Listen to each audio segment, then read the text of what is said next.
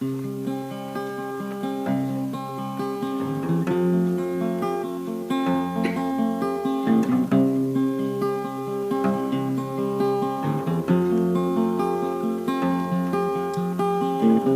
giang pha tu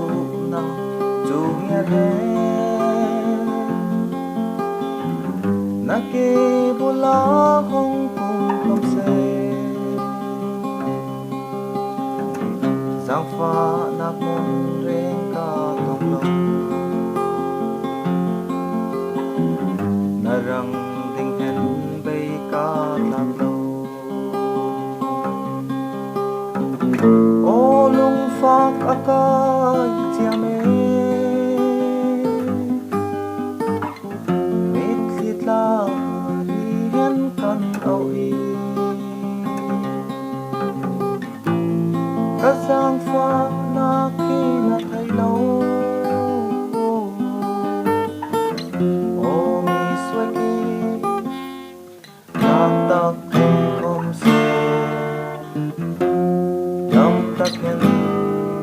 mang cha dam tak hen o mang cha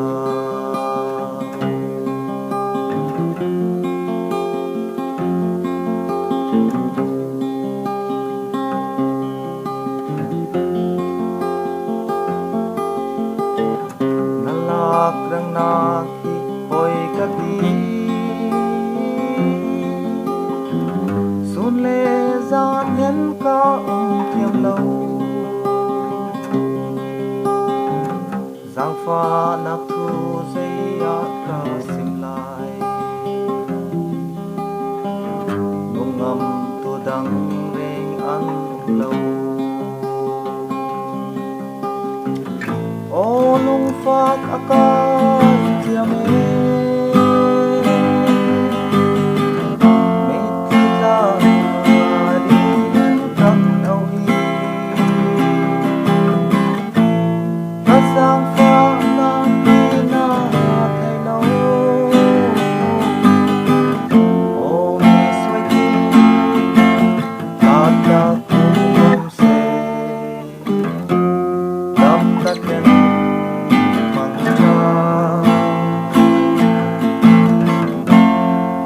I can